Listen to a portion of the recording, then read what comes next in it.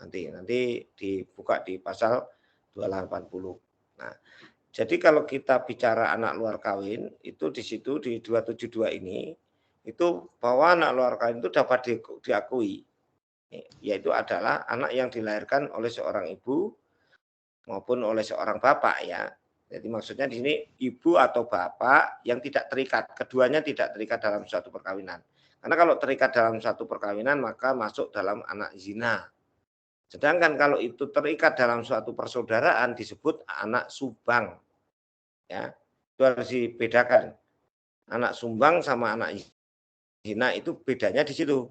Kalau anak sumbang itu terikat dalam satu persaudaraan. Kalau dalam hukum Islam itu anak yang dilahirkan karena ada hubungan muhrim. Nah, ini yang dipahami ya. Itu anak sumbang. Jadi konteks keilmuan itu yang harus dipahami, konteks keilmuan dasar dulu ya. Supaya jelas keilmuan dasarnya dulu. Nah, ini jadi kita sudah memahami ilmu dasarnya ya. Apa kayak istilah-istilah itu ya, nanti dipahami sendirilah ya. Karena kalau Bapak menerangkan istilah-istilah lagi nanti kembali ke S1 ya. Oke ya. Jadi 272 sini sebenarnya ketika kedua belah pihak tidak terikat pada suatu perkawinan, maka kemudian mereka berada dalam ikatan perkawinan yang sah itu dengan ibu si anak tersebut itu boleh. Maka itu disebut dengan anak luar kawin yang sah menurut yang disahkan dalam perkawinan. Ya. Ini kata-katanya ini supaya jelas. Anak luar kawin yang disahkan dalam perkawinan. Perkawinan siapa? Ya perkawinan si ibu ya, dan bapaknya itu. Ya. Misalkan contoh, sehari ini seorang ibu membawa anak usia 1 tahun menikah ya, menikah dengan seorang bapak ya, atau pria itu, yang mana di dalam perkawinan tersebut pada hari ini yang anak 1 tahun tadi diakui. Saya sebut saja misalkan si ibu itu bernama misalkan bernama Yolanda itu, kawin dengan Yosef gitu. Nah, si Yolanda ini sudah bawa anak usia 1 tahun. Anaknya siapa? Ya intinya anak 1 tahun itu diakui oleh Yosef itu anaknya. Nah, kemudian ditegaskan dalam perkawinan. Maka itu sudah menjadi sah yang diakui secara perkawinan. Ya, itu perlu dipahami ya. Bella tolong dimatiin Bella. Bella ganggu. Ini suaranya di off-kan. Nah, oleh karenanya saya jelaskan lagi, 272 ini menjadi dasar yang pertama anak luar kawin diakui sah dalam suatu perkawinan, terjadinya perkawinan atau dimasukkan dalam akte itu. Di dalam akte perkawinan itu disebutkan, ya, harus ditegaskan. Kemudian di pasal 272 itu juga bicara tentang anak zina dan sumbang. Kalau anak zinanya itu anak yang dilahirkan karena salah satu terikat perkawinan atau dua-duanya terikat perkawinan dengan yang lain, itu tidak boleh, itu masuk dalam anak zina. Kemudian kalau sumbang itu karena terikat persaudaraan, misalnya kakak beradik, nah itu punya anak kakak beradik, kemudian nggak tahu kalau ini kakak beradik karena mungkin pernah terpisah waktu kecil, besarnya ketemu lagi, kemudian melakukan pernikahan dan ternyata diketahui setelah pernikahan ternyata dia kakak beradik. Nah, itu namanya anak sumbang ya. Karena keterikatan dalam persaudaraan. Lalu kalau anak luar kawin yang diakui secara sah menurut hukum itu diatur di 280 ya, diingat-ingat itu 280. Nah, dalam konteks anak luar kawin diakui secara sah menurut hukum itu harus ditegaskan berdasarkan akte notarial. Dan ini saudara perlu tahu gini, kalau anak luar kawin itu diakui secara sah menurut hukum, tidak boleh merugikan perkawinan di mana mereka diakui, di wilayah mana diakui. Misalkan gini, dia diakui secara hukumnya pada saat perkawinan pertama. Loh, apa bisa perkawinan pertama kok anak luar kawin? Bisa. Sebelum nikah pacaran. Setelah pacaran punya anak luar kawin. Setelah punya anak luar kawin, lalu pada saat terjadi perkawinan 272 tidak diakui, tidak ditegaskan dalam perkawinan. Mungkin lupa, mungkin apa ya, bisa jadi. Tetapi dalam perjalanan waktu ketika lahir adiknya, orang tuanya baru sadar kalau si kakaknya tadi belum sempat diakui secara sah, maka dia dapat mengakui secara sah secara notarial, tetapi tidak boleh merugikan. Nah, ini yang perlu dipahami nih. Jadi yang dimaksud tidak boleh merugikan itu adalah bukan berarti mereka tidak mendapatkan hak waris. Tetapi yang dimaksud tidak boleh merugikan itu ketika mereka ini bagiannya diatur oleh undang-undang. Nah, undang-undang mengatur bahwa anak luar kawin yang tidak punya saudara, maka bagiannya adalah setengah dari harta ab intestato. Ya, nggak punya saudara. Artinya kalau nggak punya saudara itu gimana maksudnya? Ya dia anak luar kawin itu anak tunggal. Lalu ketika bapaknya mati, ahli warisnya berarti istri sama bapaknya toh. Nah, itu dia mendapat setengah bagian dari harta warisan. Itu karena bersama ibunya. Itu bersama ibunya. Jadi berarti nggak ada ab intestato loh itu. Karena istri itu bukan ab intestato loh ya, harus dipahami. Istri itu ahli waris non ab intestato, ya bukan ab intestato. Itu yang perlu dipahami, ya. Berarti warisannya dibagi dua, setengah untuk ibunya, setengah untuk dirinya. Nah, setengahnya lagi harta siapa? Kalau setengah harta itu ya kalau percampuran harta ya tetap di situ harus dipisahkan dulu, ibunya dapat setengah dari harta, baru jadi harus dipahami gini, setengah harta warisan dengan setengah harta bersama itu berbeda. Ya, kalau setengah harta warisan itu artinya sudah dipisahkan antara harta bapak dan ibu. Tapi kalau setengah harta bersama, nah itu belum dipisahkan harta warisnya. Jadi masih masih harta kotor dan bersih itu belum dipisahkan di situ. Ya, itu yang perlu dipahami. Dari sini kira-kira ada yang bingung atau ini? Tapi gini ya, Bapak tegaskan. Kalau menurut pasal 272 BW, ketika anak luar kawin itu ditegaskan ya, berada dalam ikatan perkawinan yang sah dengan ibunya, ya, ibu bapaknya itu ditegaskan dalam perikatan perkawinan yang sah di situ dalam dalam akte nikah orang tuanya, maka dia boleh merugikan dimanapun. Artinya dia sama dengan dia boleh merugikan di baik di perkawinan pertama atau kalau nanti ada perkawinan lagi dia boleh. Jadi dia mendapatkan hak yang setara ya gitu. Ada pertanyaan sebelum saya ini? Izin bertanya, Pak. Ya, silakan. Misal sebentar. Ini ya. Kelas yang A2 apa A1 biar nanti dicatat.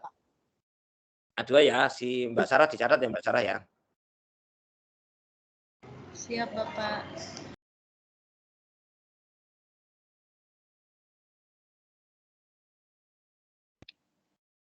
Bapak? Oh, ya. Ya, silakan. Gimana? Silakan. Ya. Izin bertanya, Pak. Tadi kan untuk yang anak luar kawin, Pak, misalnya ini yang meninggal itu dia bersamaan suami dan istrinya meninggal, kemudian dia meninggalkan anak luar kawin. Lalu anak luar kawinnya itu kebetulan anak tunggal, Pak. Apakah keberadaan anak luar kawin ini dia bisa menutup golongan yang lainnya, Pak? Bisa. Biasanya Anak kan luar masih kawin itu hanya punya hubungan dengan bapaknya. Misalkan dengan kakeknya pun tidak bisa. Apalagi menutup. Dia mewakili, misalkan menggantikan posisi bapak luar kawinnya yang mendapatkan hak dari kakeknya saja nggak bisa.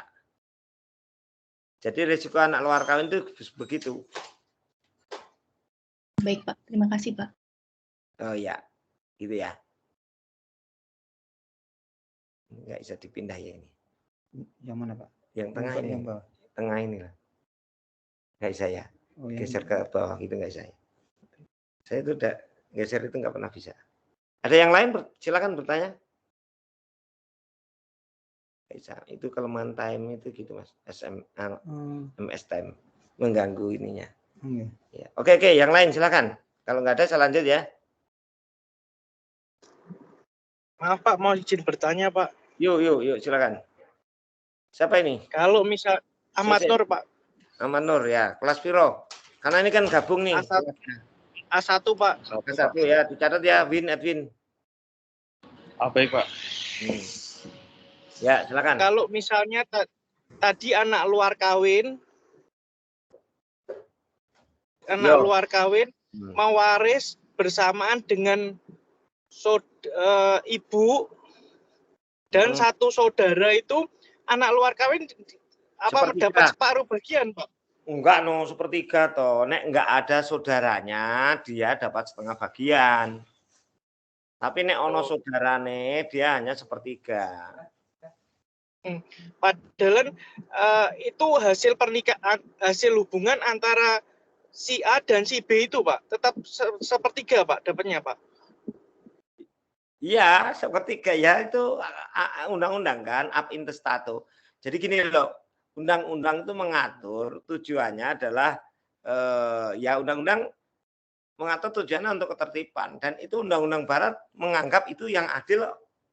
Jadi pola pikirmu kalau belajar hukum waris barat harus dibuang dari hukum waris Islam atau hukum waris ini. Karena kalau kamu masih konstruksinya berpikir adil dalam konstruksi berpikir hukum Islam, nggak ketemu nanti. Karena kalau dalam hukum Islam nggak ada istilah anak luar kawin. Semua anak yang dilahirkan baik dalam perkawinan di luar perkawinan resmi, walaupun kedua orang tuanya tidak terikat dalam suatu perkawinan, dianggap zina. Kalau di luar negeri enggak. Zina itu kalau salah satu atau kedua-duanya terikat dalam perkawinan. Maksudnya orang tuanya itu. Tapi kalau orang tuanya itu bebas, itu misalkan janda dengan duda atau bujang dengan bujang, itu tidak dianggap anak zina, itu dianggap anak luar kawin. Cuman anak luar kawin itu menurut undang-undang harus ditegaskan. Kalau menurut penafsiran atau preskriptif dari 272 itu bisa ditegaskan saat perkawinan terjadi oleh orang tuanya. Maka disebut dengan anak luar kawin sah sah ditegaskan dalam suatu perkawinan. Yang satunya lagi, yang 280 anak luar kawin itu bisa ditegaskan menurut hukum, yaitu saat kedua orang tuanya menghendaki, ya, dengan akte notarial harusnya ditegaskan. Maka itu anak luar kawin sah diakui berdasarkan hukum, ya, menurut hukum. Itu aja perbedaannya di situ. Baik Pak, terima kasih Pak. Ya, makasih Nur. Ada lagi yang bertanya? Pak, Assalamualaikum Pak. Saya Konita izin bertanya Pak. Ya, Konita silakan. Konita kelas ya, berapa? A2 Pak, A2, kelas A2. Ya, Edwin ya. Mbak Sarah. Ya Pak. Tadi kan menurut pasal 280 KUH Perdata itu kan ALK dapat diakui, anak luar kawin diakui secara sah itu tidak boleh merugikan ya Pak ya. Nah, terus tadi menurut tidak boleh merugikan. Nah, tapi ketika tidak itu saat di mana dia diakui, ya dah di situ. Ya, saat di mana dia diakui. Nah, kemudian saya ingin tanya itu yang tadi Pak kurang jelas untuk bagiannya untuk anak luar kawin yang diakui pada saat apa namanya menurut pasal 280 itu ketika tidak mempunyai saudara itu setengah dari apa ya Pak ya yang tadi itu ya Pak? Setengah dari harta waris ab intestato. Setengah dari harta waris ab intestato. Harta waris sesuai undang-undang. Nah, tulisannya ab intestato bahasa Belandanya. Itu. Nah, bagiannya di 862 866 ini. Jika yang meninggal itu meninggalkan keturunan yang sah, ya, keturunan yang sah, maka dia mendapatkan sepertiga. Kalau nggak ada keturunan baru setengah. Ya. Kalau meninggalkan keturunan dia hanya dapat sepertiga bagian yang semestinya diterima oleh anak yang sah atau menurut undang-undang atau disebut dengan ab intestato. Bagiannya di 863 ini pengaturannya sampai 862 sampai 866. Khususnya di 863 ini disebutkan sepertiga yang Bapak tampilin di layar nih loh. Nah, jika yang meninggal itu meninggalkan keturunan tidak meninggalkan keturunan tadi yang Bapak omong tadi, maka anak luar kawin itu bagiannya setengah dari warisan. Kalau harta bersama ya setengah. Kalau misalkan bukan harta bersama ya dibagi dulu. Kalau harta bersama dibagi dulu 50% disisihkan dulu. Ya, kalau masih ada orang tuanya. Nah, nanti kalau ternyata itu tidak punya keturunan dan bapak ibunya meninggal ya penuh sama seperti anak sah penuh itu.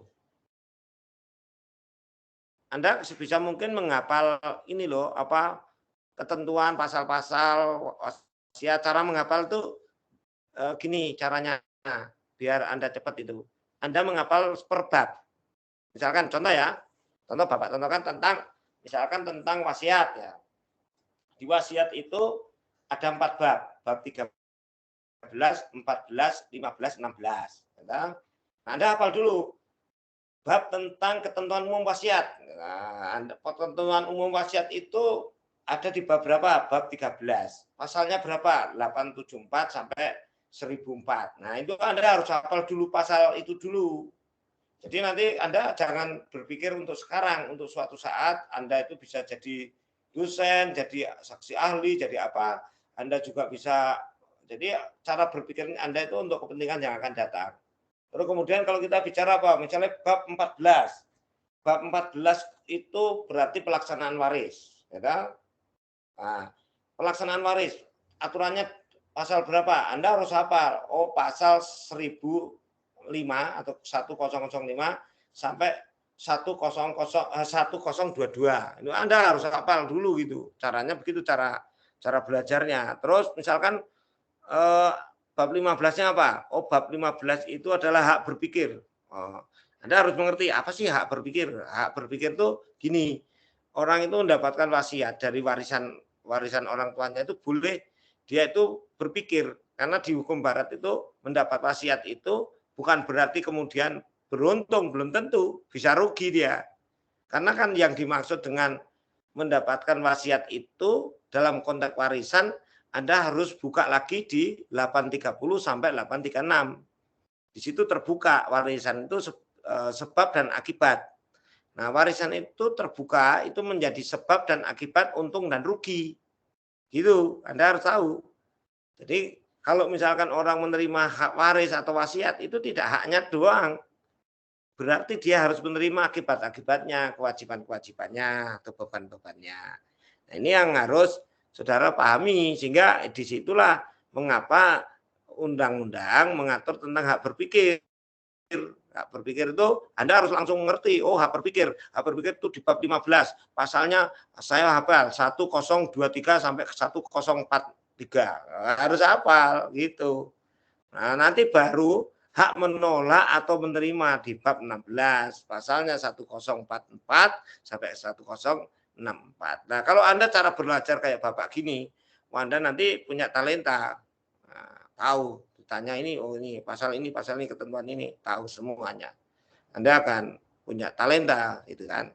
Caranya seperti itu. Sama dengan mengajar teori. Cara belajar teori itu, kalau saya ngajarkan anak saya, Anda cara belajar dia, anak saya tanya, ya gimana cara ayah itu bisa ngapalin teori-teori ini, teori ini. Gampang, saya bilang, ini ada bukunya. Kamu tak kasih buku, tak tes. Aku nggak bisa ngapal-ngapal kayak ayah ya, bukunya ini. Ya karena salah caranya. Caranya gimana? Caranya kayak kita di pondok pesantren dulu. Caranya itu begini. Kalau dulu di pondok pesantren itu belajarnya gini. Misalkan kita mengenal tokohnya dulu. Ya, misalkan teori, saya contoh misalkan kita mau belajar tentang kalau perlu dari aliran, ya.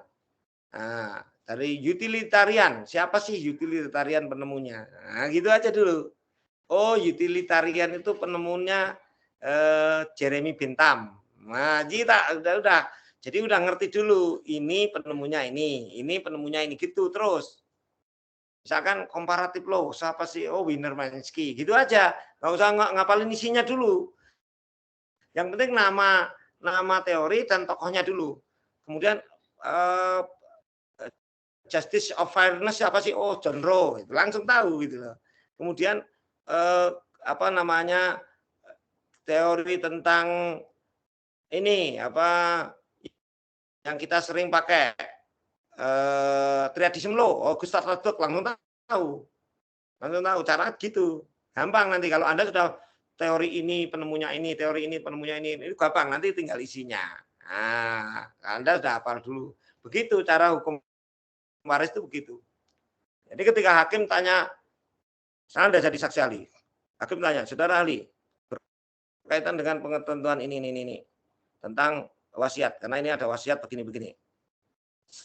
Apakah bisa dijelaskan wasiat tentang ketentuan wasiat, kami ingin tahu dari sisi hukumnya. Anda harus paham, nggak usah buka-buka. Langsung yang mulia hakim bisa dibuka bab 13 pasal 874 sampai 104 berkenaan dengan ini ketentuan umum ini. Yang mulia hakim bertanya tentang penjualan misalkan. Penjualan tentang barang waris yang didasarkan atas wasiat. Yang mulia hakim bisa membuka tentang berarti itu masuk dalam pelaksanaan. Otomatis kalau Anda sudah hafal pelaksanaan waris itu di bab 14 pasal 1022 sampai 10 sekian. Anda sudah tahu langsung. Oh itu di 1012 yang mulia 1013 itu ketentuannya seperti ini. Penjualan harus di muka umum atau harus transparan atau itu harus melalui persetujuan hakim bla bla bla bla. Nah, itu Anda akan punya talenta. Caranya begitu. Ya, ini trik ya, trik untuk menjadi orang itu punya talenta. Sama dulu kalau kalau Bapak ngajarkan tentang KUH Perdata. Perjanjian, Anda harus tahu dulu perjanjian. Oh, perjanjian itu di 1320, kuncinya di 1320 sampai 1338. 1320 itu tentang syaratnya. Syarat itu subjektif objektif tentang begini. Hal tertentu atau apa? Hak sebab yang halal itu apa? Tentang dewasa itu yang bagaimana dan sebagainya. Hubungannya dengan pasal berapa itu Anda harus ngelotok itu. Oh, hal tertentu tentang misberipan, Oostendekeden, tentang dualing, bedregging, bedrock. Anda harus menghafal juga bahasa Belandanya walaupun kecil-kecil gitu, walaupun dikit-dikit. Nah, itu punya talenta nanti Anda. Oh, tentang fakta servanda yaitu 1338. Oh, etikat baik tentang ini. Anda harus ngelotok semuanya, nanti Anda punya talenta. Itu seperti itu cara mempelajari peraturan perundang-undangan dan ininya, termasuk bagian waris. Kemarin kalau yang A1 sudah sampai pada pembagian. Tapi nggak apa-apa, nanti ini mengulang supaya tambah ngelotok ya. Ada pertanyaan lagi? Silakan kalau ada pertanyaan.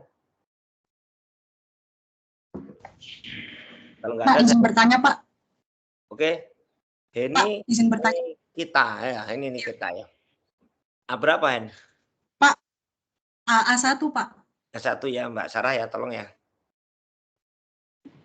Baik, Pak. Pak mau tanya, apakah anak luar kawin yang diakui sah itu bisa mewaris dari kakek atau nenek dari pancang ibu ya, Pak? Enggak bisa. Enggak bisa. Dia hanya mempunyai hubungan dengan bapak luar kawinnya karena dia yang mengakui bapak luar kawinnya atau ibu kalau ibu enggak mengakui otomatis kalau hubungan perdata sama ibu ya. Ini yang kalau anak luar kawin itu hubungannya dengan bapak luar kawin ya. Bapak luar kawin. Nah, dia hanya mempunyai hubungan perdata dengan ini. Ya nanti ada penjelasannya. Ini saya kasih penjelasan ketentuannya. Sudah sampai belum ya? Pada ketentuan ini sebentar.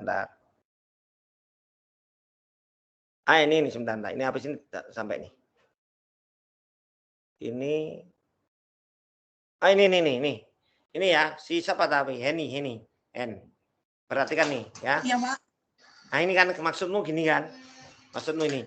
Jadi kakeknya itu A, ya, meninggal kan? Kakek meninggal. Nah, X ini anak luar kawin dari C. Si A ini kan punya anak 2 dia.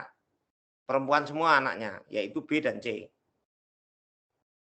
Kebetulan C ini ibunya itu ya secara hukum perdata kan mempunyai hubungan dengan anak luar kawin, mau diakui mau tidak kan dia C punya hubungan kan, karena kan perempuan nih ya dengan X anak luar kawin nih, jelas ya di situ? Halo? Ya Pak, jelas Pak. Ya, jadi bapaknya X ini mengakui secara sah misalkan ya, dia tidak bisa menggantikan posisinya. Jadi yang menggantikan kedudukannya C itu hanya D. Misalkan lupa itu kan sama darahnya. Si X itu kakaknya D kan. X itu kan perempuan ya, yang nomor 1 kan itu. D itu adalah perempuan juga. X itu kakaknya D, bedanya X itu dilahirkan sebelum pernikahan resmi C sama Y misalkan. Bapaknya Y, sebut aja Y. Kalau di situ enggak Bapak gambarin ya. Tapi itu sudah jelas sebenarnya. Misalkan Y gitu ya. Nah, X itu diakui oleh Y, oleh bapak luar kawinnya. Sah itu. Misalkan sah diakui sah. Dia tetap tidak bisa menggantikan posisi C. Semua anak luar kawin tidak bisa menggantikan posisi orang tuanya. Kecuali dia itu hanya punya hubungan hukum dengan bapak luar kawinnya. Ya, ini jelas ya? Iya Pak, makasih. Makasih ya, Pak. Ya, ada yang lain tanya? Izin Pak, bertanya. Saya Opi Yolanda dari kelas A2 Pak. Yolanda, wah sorry ya tadi tak pakai nama Yolanda, ternyata ada juga Yolanda. Yolanda ya, oke Yolanda. Pak, jika anak luar kawin ini orang tuanya tidak melangsungkan perkawinan, itu ada akibat hukumnya nggak sih Pak? Orang tuanya tidak melangsungkan perkawinan. Iya, ada salah satu orang tuanya yang tinggal dunia, yaitu ibunya. Ada akibat hukum dengan ibunya, bukan dengan bapaknya. Oke Pak. Terima kasih Pak. Melangsungkan perkawinan pun kalau tidak diakui ya dengan ibunya, bukan dengan bapaknya. Apalagi tidak melangsungkan perkawinan. Ya, Yolanda. Ada lagi yang bertanya? Pak, saya izin bertanya, Pak. Ya. Siapa nih? Ini ketua kelas sudah bisa nyatetin ya? Maya, Pak, A2. Siapa? Ya, A2. Jadi gini Pak, ini kan A sama B itu kan nikah, cuma nikahnya itu udah lama tapi tak kunjung dikaruniai anak. Lalu si A sama si C, ternyata si A itu ngambilin si C, sudah 6 bulan. Sebentar. A sama B ini sudah nikah, cuma tak kunjung dikaruniai anak. Lalu si A... Ya, berarti 272. Nah, ini tuh sudah 6 bulan gitu loh Pak, 6 bulan tanpa sepengetahuan B. Ya sama aja, mau 6 bulan, 1 bulan, 1 tahun, berarti kan berlaku 272. berarti terjadi perikatan dengan pihak lain kan? Berarti ya kan, tetap mendapatkan ya Pak nanti Pak? Enggak dong, itu anak zina toh. Kan anak luar kawin itu kalau keduanya atau keduanya, maksudnya bapak ibu luar kawinnya itu tidak mempunyai ikatan dengan siapapun. Gitu. Kalau mempunyai ikatan ya itu anak zina masuknya. Berarti kalau di KHI itu ini termasuk anak zina terus sama sekali nggak bisa mendapatkan haknya ya Pak? Ya kalau KHI sama. Oh, kalau KHI malah lebih parah lagi. Bukan lebih parah. Lebih ketat lagi. Yang tidak melakukan perkawinan aja itu otomatis. Walaupun tidak terikat, kalau tidak perkawinan sah di KHI itu ini kan KUH Perdata bukan KHI. Kalau KHI itu anak zina masuknya, walaupun tidak terikat. Gitu. Baik Pak. Jadi itu masuk anak zina ya, masuk di ketentuan 272. Baik Pak, terima kasih. Yuk, ada yang lain? Silakan bertanya. Pak, izin bertanya, Pak. Boleh. Bella ya, Bella. Iya. Silakan Bella. Menurut pasal 43 Undang-Undang Perkawinan, sebentar, itu masih ada terganggu tadi ngomongan. Diulangi, pasal berapa? Pasal 43 UU Perkawinan.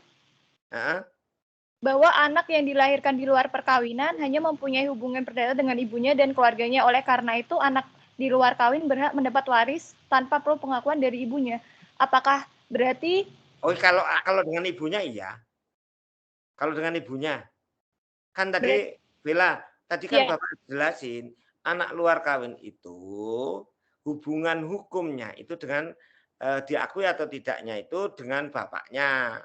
Tapi kalau dengan ibunya secara otomatis sudah mempunyai hubungan hukum baik diakui apapun tidak. Kalau dengan bapaknya enggak, harus diakui dulu sah.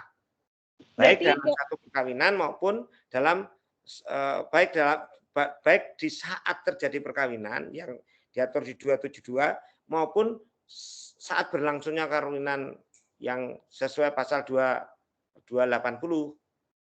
Gitu. Berarti dengan Pak, saya ingin bertanya, berarti dengan ketentuan tersebut anak di luar kain dapat mewaris dari pancang ibunya dong Pak, kayak misalkan nenek?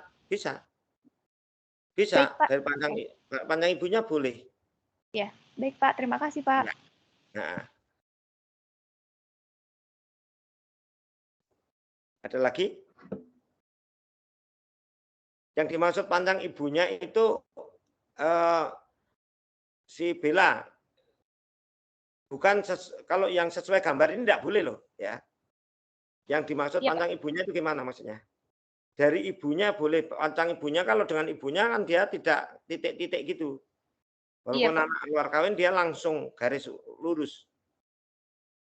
Iya Pak, baik Pak. Kalau ini bukan pancang ibunya loh ini. Kalau pancang ibunya ini yang mati C. Ya, maka dia adalah pancang pertama dari ibunya. Kalau ini yang gambar ini loh, gambar yang Bapak tunjukin. Ini pancang kakeknya. Nggak boleh kalau sama kakeknya. Iya. Ya. Iya Pak, baik Pak, terima kasih. Ada lagi? Oke, kalau tidak ada Anda catat juga. Jadi tadi kan Bapak baru menerangkan anak sah, anak luar kawin, anak sumbang, dan anak zina dan anak sumbang. Pasal-pasalnya sudah Bapak jelasin, ya lah. Nah, Anda juga harus memahami yang namanya anak adopsi, karena di masyarakat dalam praktek Anda nanti juga akan ketemu yang namanya anak adopsi.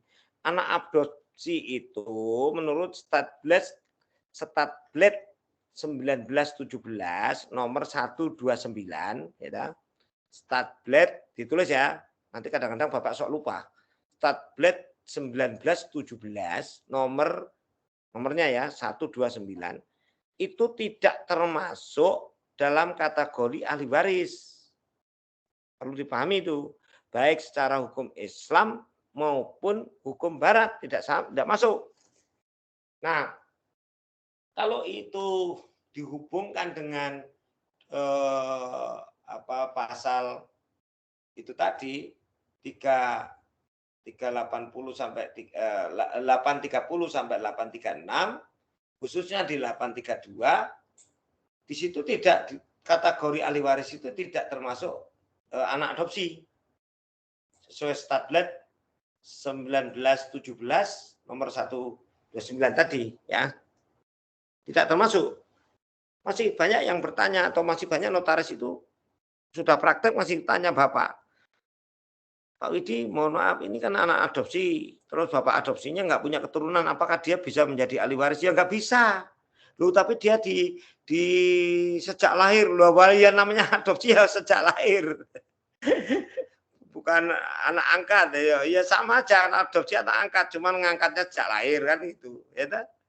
Ya sama nggak bisa itu. Kenapa? Karena 830 sampai 836, khususnya di 832 itu terbukanya warisan itu karena ada ahli waris, karena ada harta, karena ada pewaris meninggal. Nah, ahli waris itu yang dimaksud siapa? Ahli waris kan ada dua saja. Yang satu karena ikatan darah, yang dua karena ikatan perkawinan. Kan jelas. Pasalnya jelas. Ketentuannya jelas. Yang mau ditanya apanya? Saya bilang gitu. Tetapi ini kan tapi itu kan pikiran dirimu, ya, karena ini pikiran. Jadi konstruksi berpikir kita itu kadang-kadang konstruksi berpikir yang dipengaruhi oleh pendapat-pendapat yang tidak jelas. Kita kalau master hukum itu ya berpikirnya harus bekal landasan. Landasannya undang-undang. Undang-undang itu setelah social engineering.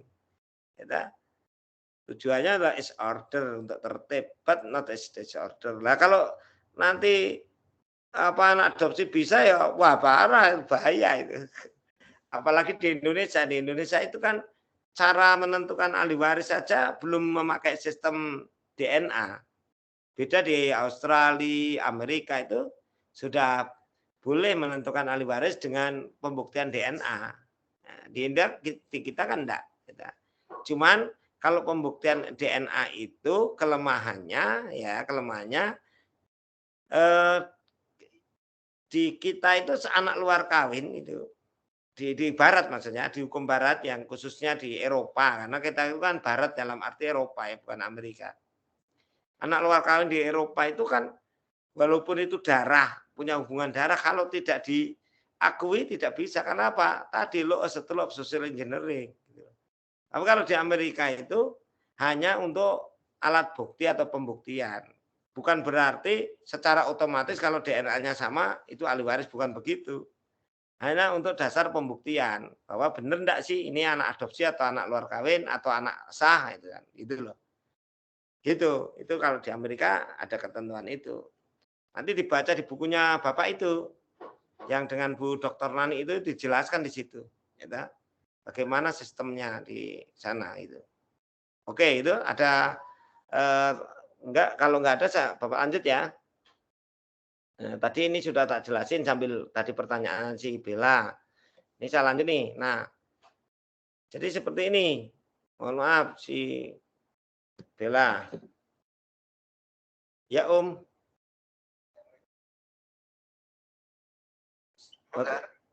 Salam Om. Ya Om.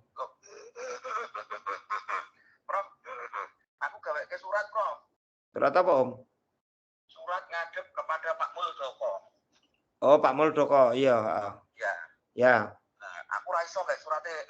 Ya wes. Jadi kan masalah sinarmas dulu, ITCKE. Oh iya. Nah, itu kan ada jangan ke sana ke Pak.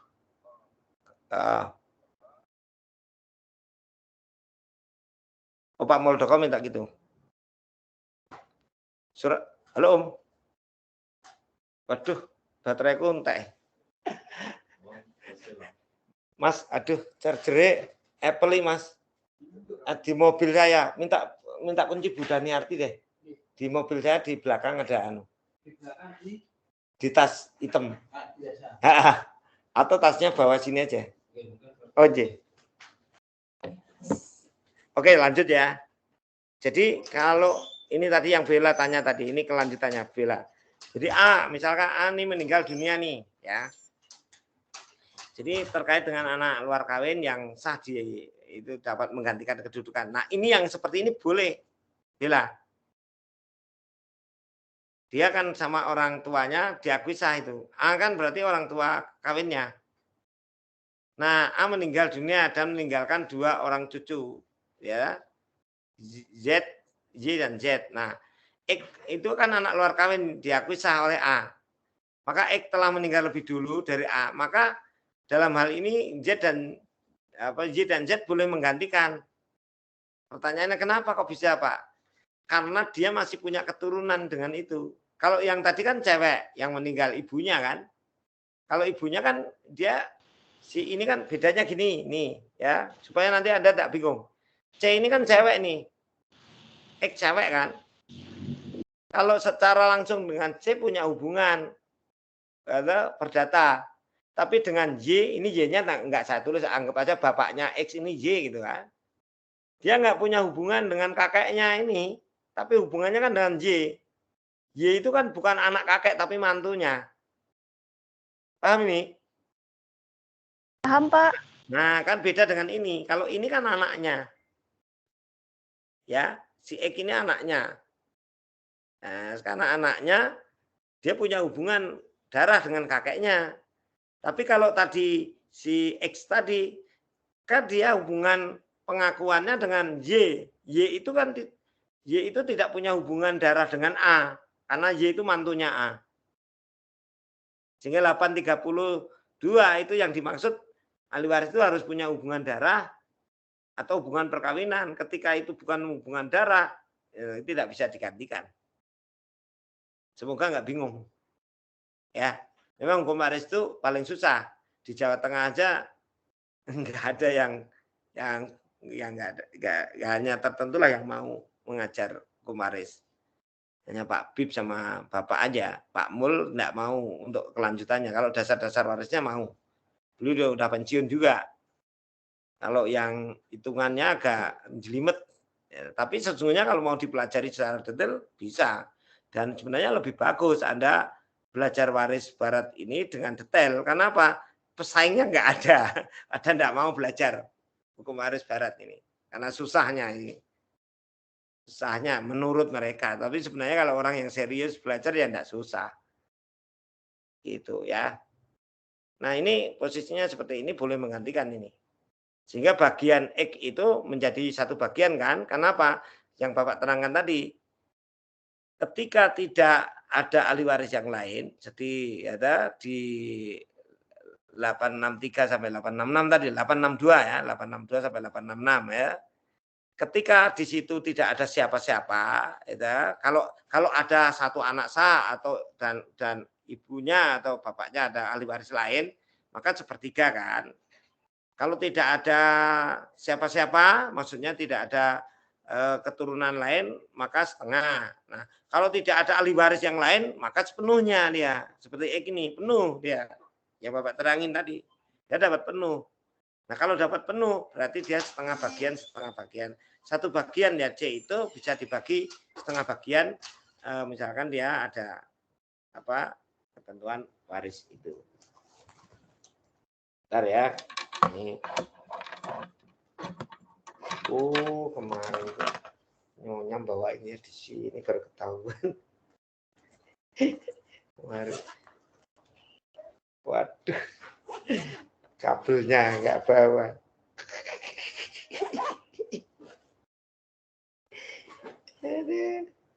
Ini yang bawa nggak Apple. Nggak punya, yang nggak ada yang punya Apple. Ya udah, nasib. Minta izin deh. Pinjem HP-nya Bu Daniarti. Ya, pinjem ya. Itu kan yang pinjem. Saya mau Oke, jadi itu ya. Jadi rekan-rekan bisa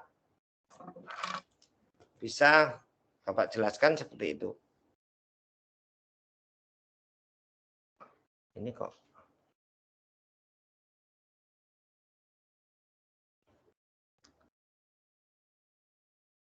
Bentar, ini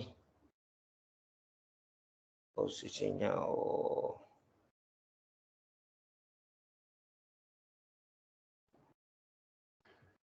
Iki kok ikut ya Mas. Aduh. Kacau, aku tuh paling susah pakai MS Team gini. Pusing aku kalau pakai ini, malah hilang ya. Enggak, ini dia anu ya, apa ini tuh ikut ini. Om Eko, telepon Om Eko penting. Ini loh Mas, ini dia kan ini kan udah harusnya kan saya udah layar penuh nih. Oh, ini masih galeri sih. Bentar, metodenya tadi kan sudah tak pakai layar penuh loh.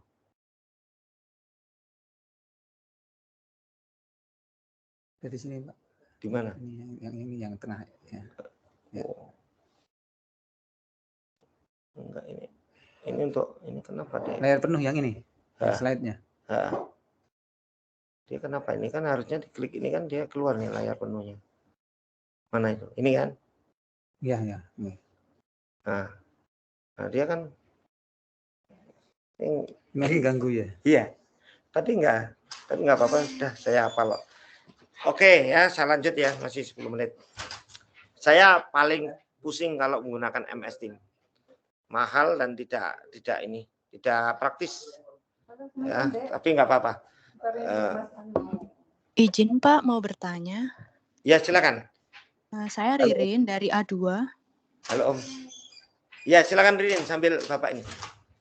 Pak, tadi back to topic yang itu ya Pak, ALK dari ibu itu. Om aku sengaja ketakbel ya. Bila mana ALK dari ibunya itu apakah tetap mewaris harta bersama atau harta dari ibunya aja Pak? Jadi maksudnya ALK dari harta ibu yang mana? X ini. Yang slide satunya ini. Bila ini apa? Ibunya itu punya suami tapi dia punya anak luar kawin gitu loh Pak. Ibunya punya suami. Ya. Kemudian si ibunya itu bukan ibunya, maksudnya yang ini Pak, XY. Nah, Y-nya itu perempuan, punya anak luar kawin. Kemudian kan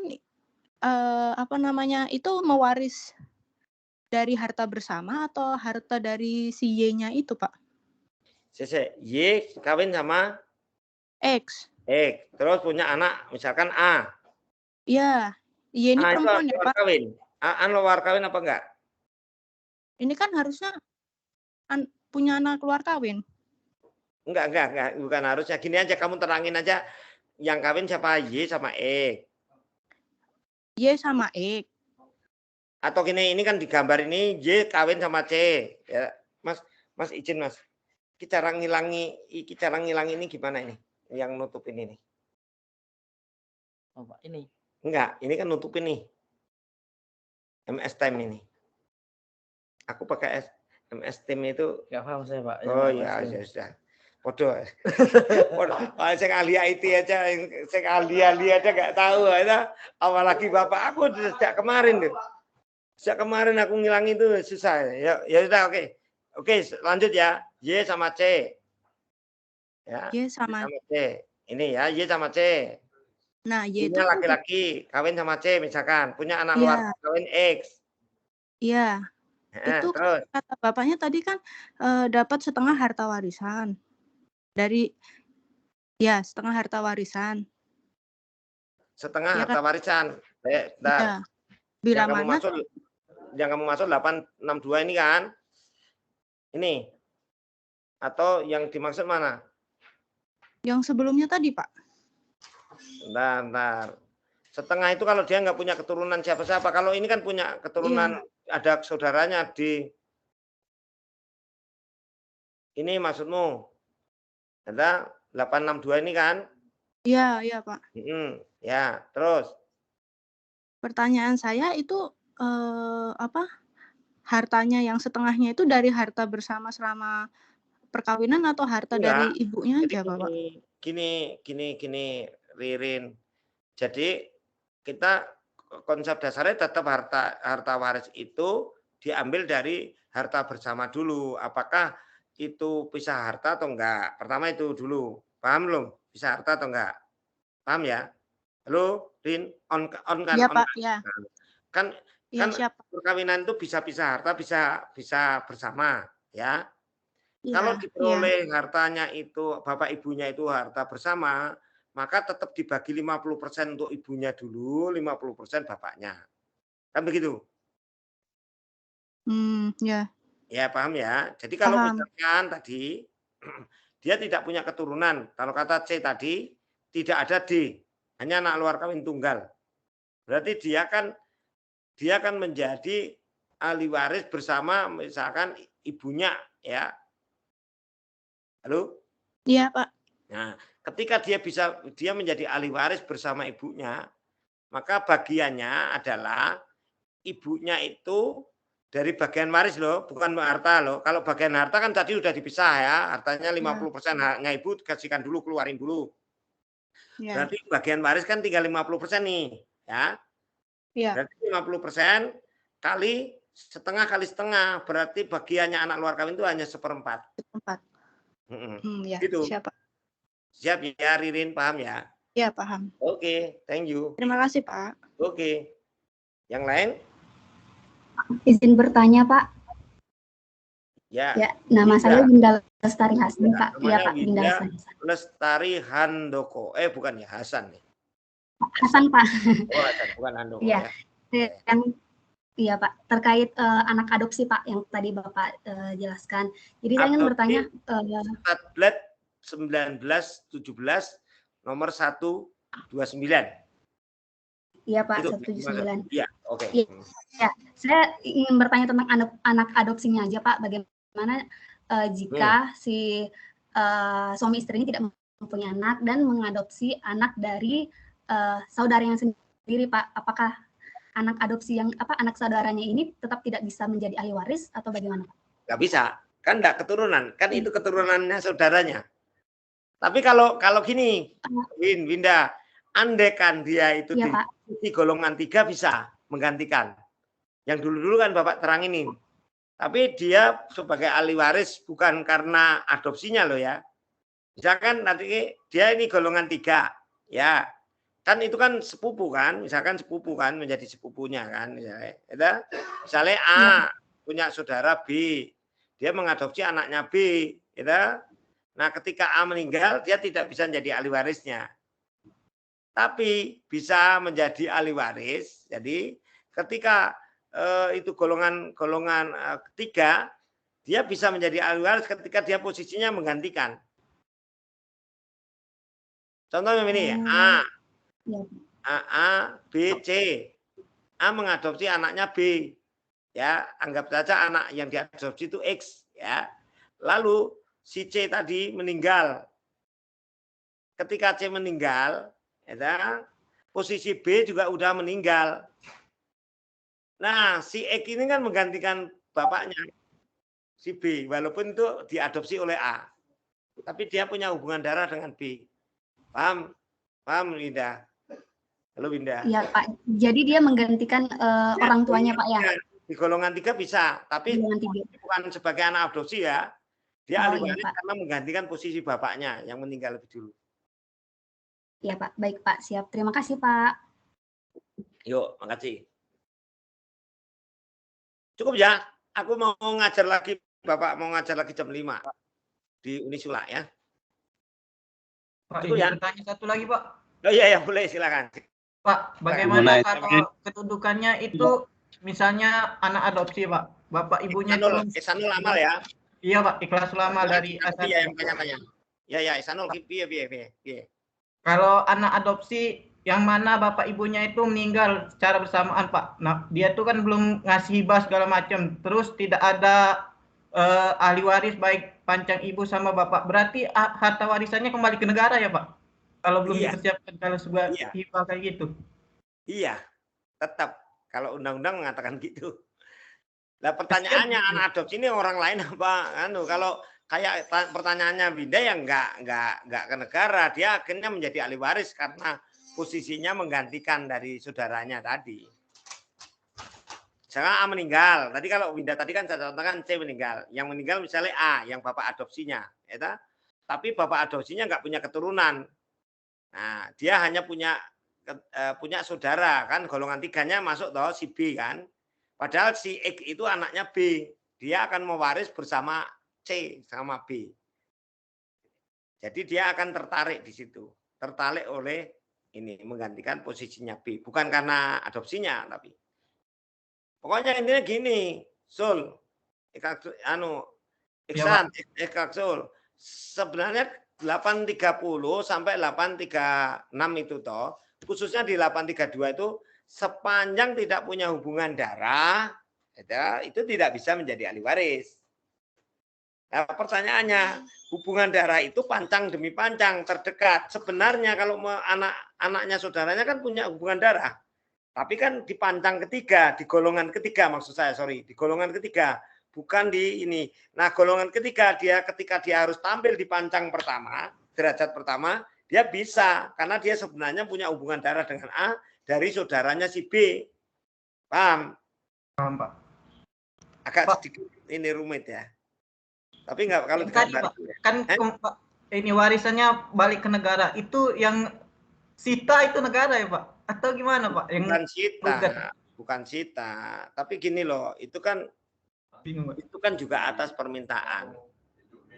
Dalam prakteknya itu sebenarnya bisa diteliti, Ikhlasul. Dalam prakteknya itu sebenarnya hal-hal seperti itu bisa disiasati, namanya diskresi. Negara juga pasti akan, udah diskresi ada adopsi, udah serahin sama dia. Pasti gitu kalau dia permohonan. Kalau negaranya itu enggak jahat itu kan. Kadang-kadang kalau negara BHP-nya orang-orang, tapi sekarang enggak lah. Saya pikir bisa diatasi dengan itu. Tapi enggak tahu kalau di Cinanya sana sendiri. Kalau Tionghoa Timur Asing di sini, di KUH Perdata BB, ya artinya itu harus masuk negara. Tapi itu kan bisa didiskresi. Ada permakluman gitu loh. Hukum itu kan tidak selalu normatif ANSI gitu. Dalam konteks tertentu kan hukum itu existingnya kan bisa dilakukan the non-enforcement of law seperti yang dikatakan Gustav Redberg gitu. Untuk mencapai nilai keadilan gitu. Ya itu kan sebenarnya kasuistis ya. Kalau memang ada kasuistisnya itu bisa diambil dalam tesis. Yang seperti itu bagaimana kan itu? Harusnya ada usulan. Harusnya hukum sendiri juga harus ketika terjadi itu. Cuman ini kalau itu dibuka peluang, itu penyimpangannya lebih besar. Orang-orang akhirnya akan mengaku sebagai anak adopsi, akan ada pemalsuan anak adopsi, ada dan sebagainya. Apalagi kalau yang ditinggalkan itu adalah harta-harta yang luar biasa gitu. Kasus-kasus seperti itu kan banyak. Ya saya pikir itu tetap tidak bisa. Kecuali tadi negara kemudian mengambil alih dulu baru menyerahkan. Tapi permasalahannya diserahkan itu bisa enggak itu. Kalau negaranya enggak pakai diskresi enggak bisa. Bang, kasih Bapak. Ya. Gitu ya, cukup ya. Bapak mau ngajar lagi di Unisula ya. Pak, berarti UTS sampai anak adopsi ya, Pak? Pak, itu lagi, Pak. Ya, nanti UTS-nya nanti minggu depan tak kasih tugas deh untuk ini. Oke, jadi Pak. UTS-nya nggak usah, UTS ini tak kasih tugas ngitung aja, hitungan sampai ini ya. Iya, Pak. Jadi UTS-nya Makasih, Pak. nanti tugas saja, tapi ngitung ya, hitung Siap, sendiri Pak. ya. Gitu ya, oke. Terima kasih. Oke, Pak, thank you. Oke, selamat sore. Habis waktunya, sorry. Nanti wis kamu Japrian, nggak apa-apa wis ya. Sorry ya. Habis waktunya ya. Iya, Pak. Terima kasih, Pak. Terima kasih, Pak. Sehat-sehat selalu, Pak Widi. Sehat selalu. Pak Widi kita keluar. Aku Iya, padamu, Pak Widi. Ayo rapat umum. Belum Mas Kit. A1 A2. Ayo rapat umum, weh. Rapat umum, weh. Nonton, weh.